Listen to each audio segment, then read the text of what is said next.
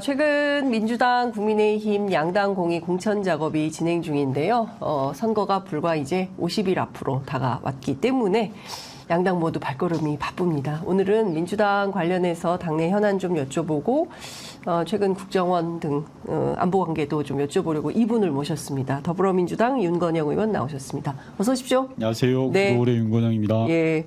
정보위 간사 계속 하고 계시죠? 네, 하고 있습니다. 지금 선거가 코앞이라 네. 지역을 다니실 것 같아요. 맞습니다. 오늘 아침도 구로에서 출근해서 하고 왔습니다. 몇 시간 정도 하세요? 보통 2시간 합니다. 아침에. 아침에. 네, 7시부터 9시, 뭐 6시 반부터 9시면 오고. 와, 그러면 지하철에서 시민들 만나실 텐데 예. 시민들 좀 반응이 어떻습니까? 일단 기본적으로 많이 냉랭하시죠. 정치에 대한 불신들이 많고 네. 실망감들이 많아서 냉랭하시고 그중에 근데 좀 이쁘게 봐주시고 좋게 봐주셔서 격려해 주시는 분들도 가끔 계시고요. 네. 근데 전체적으로는 냉랭합니다. 전체적으로 냉랭한. 네.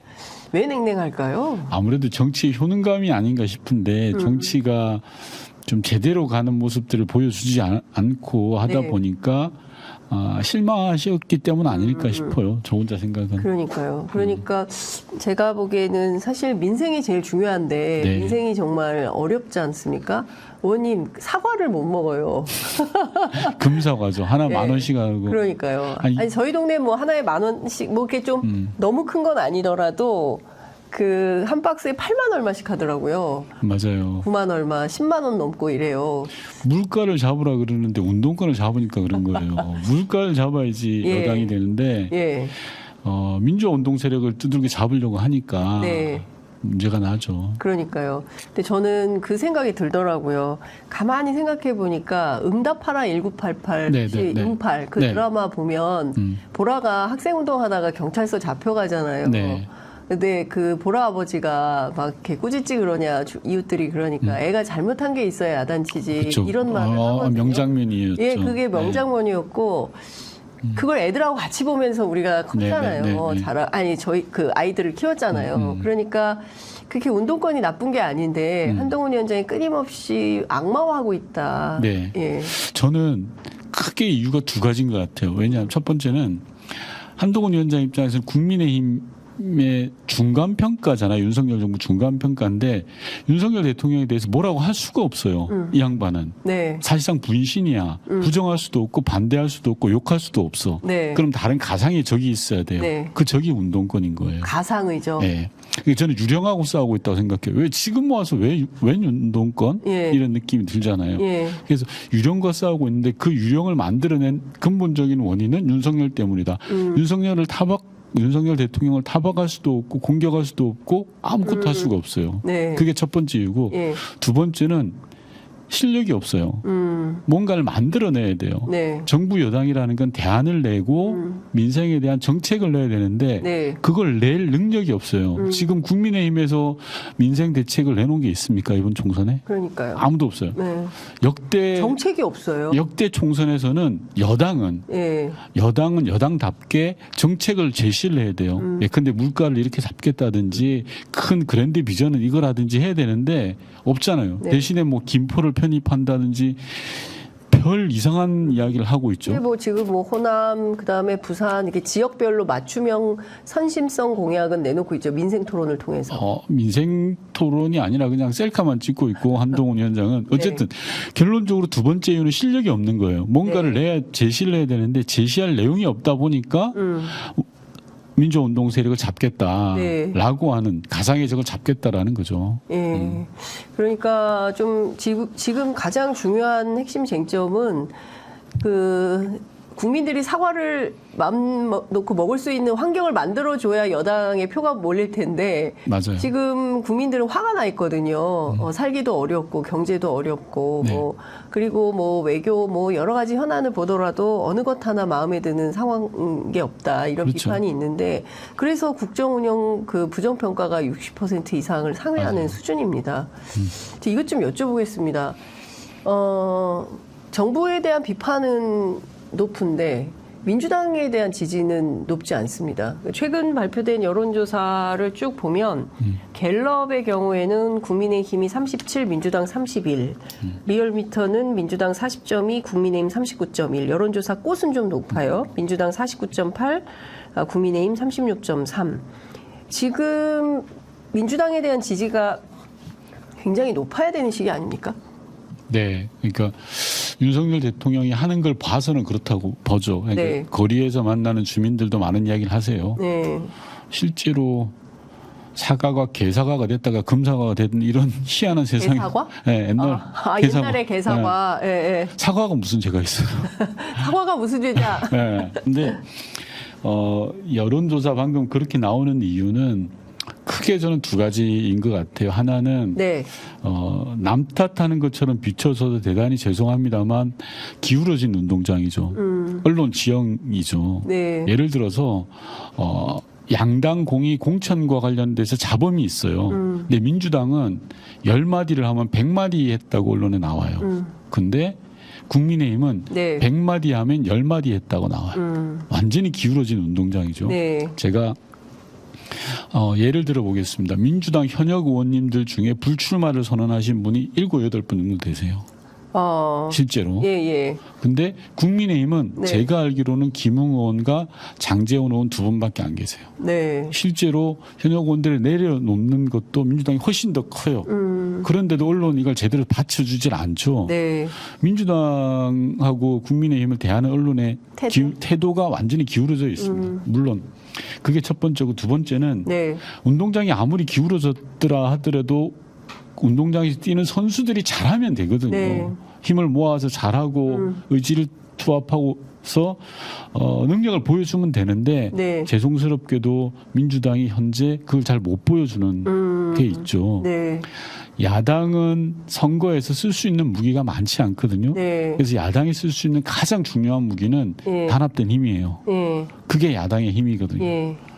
일단 스크럼을 짜가지고 어깨를 딱 걸고 예. 세게 붙을 때만이 야당은 힘을 발휘하는데 네. 최근의 모습들을 보면 야당 내에서 서로 균열과 갈등의 요인들이 많아졌잖아요. 네. 그러다 보니까 국민적 지지를 얻기가 한계가 있는 거죠. 좀 우선 의원님, 박용진 의원 하위 10% 어떻게 보십니까? 좀 의외네요. 의외다. 네, 왜냐하면 박용진 의원은 저하고 상임위는 같이 한 적은 없지만 네. 주변에서 볼 때 꽤 국회 활동을 잘하는 분이거든요. 예, 의정 활동. 네, 의정 활동을 잘하고 법안 발의라든지 예. 뭐 출석이라든지 예. 또는 언론 활동이라든지 예. 잘하시는 분인데 네. 하위 10%는 좀 의외입니다. 하위 20% 아니었어요? 그 어제 두 개로 나뉘어 있죠. 예. 하위 20%는 페널티가 10%밖에 안 되고 예. 하위 10%는 페널티가 30%. 예요. 예. 자기 득표가 예를 들어 예. 내가 50%를 대표했으면 50%의 30%를 감산하게 돼 있습니다. 네. 그러니까 꽤 큰 감산 규정이 있죠. 그러면 만약에 이 그 하위 10%에 들어가면 경선에서 경쟁력이 엄청난 페널티죠. 엄청난 페널티다. 페널티죠. 예, 상대보다 30%를 깎고 시작을. 자기 득표의 30%입니다. 예. 절대치가 아니라. 예, 예. 아마 그런 것 같아요. 이 의원들의 평가 저는 예. 당연히 필요하다고 보거든요. 그리고 그 평가 작업을 해야 네. 의원들한테 자극도 되고 그걸 통해서 더 열심히 하고 예. 하거든요. 예. 근데 이제 의원들에 대한 평가가 제 기억으로는 도입된 지가 그렇게 오래되지 않았거든요. 근데 해년마다 문제가 됐던 게 있습니다. 첫 번째는 공개 여부. 어제 모 언론 종편에서 그러던데 예. 명단이 공개됐다라는 네. 자기가 가지고 있다. 예. 이건 좀 심각하죠. 예. 이거는 역대 30몇 명의 명단. 31명의 31명의 명단을 가지고 TV조선이 입수했다는 거죠. 예. 이름 이야기 되구나. 예, 상관없습니다. 유튜브니까. 예. 예. 명단을 입수했다는 건 대단히 심각한 문제입니다. 왜냐하면 그 명단을 알고 있는 건 평가위원장하고 공관위원장밖에 몰라요.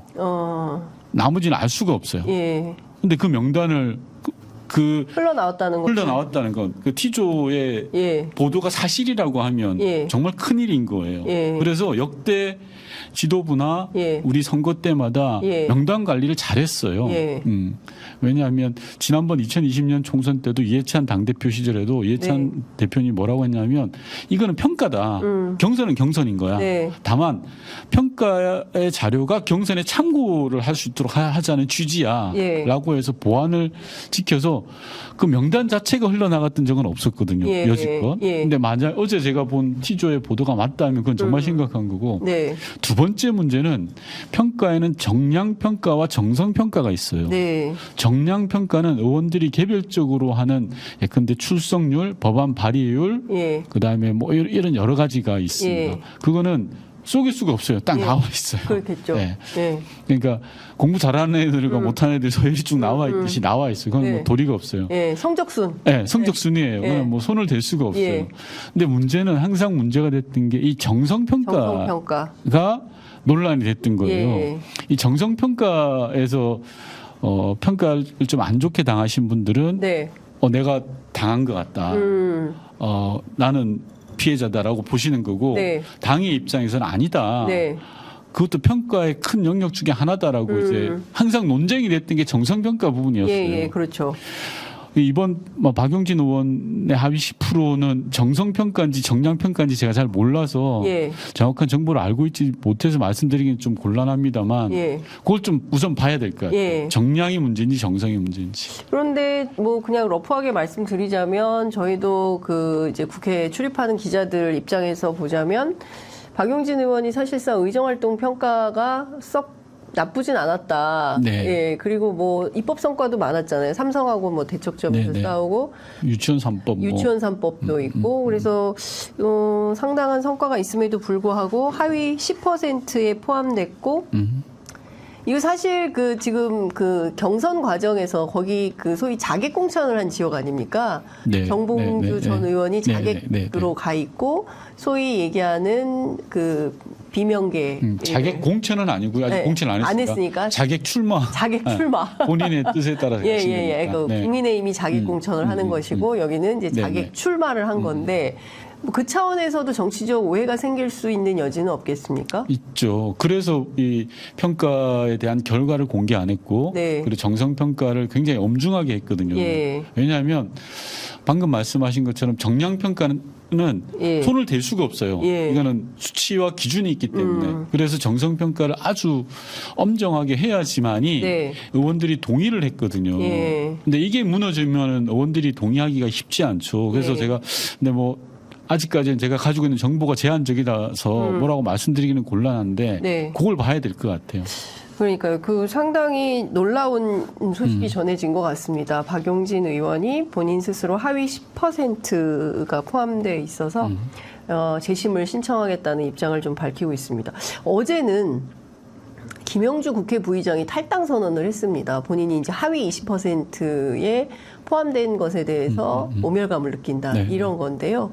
그건 좀 어떻게 보십니까? 좀 충격이었습니다. 예, 참, 그것도 예, 예. 의원님 의외다, 요새, 충격이다. 예, 충격 많아요. 우선 네. 탈당하신 게 충격이죠. 탈당. 예. 예. 저는 무슨 일이 있더라도 당을 떠나시는 거는 너무 예. 아쉽고 예. 아쉽 부분이에요. 예. 그 부분은. 예. 왜냐하면 당이라는 건 여러 우여곡절이 있겠지만 네. 당의 존재 가치라는 게 있고 대의와 명분이라는 게 있잖아요. 네. 그래서 탈당이라는 부분들에 대해서는 그 자체가 저는 제 스스로는 좀 잘 이해되지 않는 부분입니다. 네. 다만 김영주 의원도 방금 우리 진행자께서 말씀하셨지만 저도 상임위를 같이 해봤거든요. 네. 되게 잘하시는 분이세요. 네. 그래서 이제 김영주 의원이 주변 의원들한테 하시는 말씀이 네. 자기가 정량 평가는 부족함이 없다라고 하시더라고요. 네.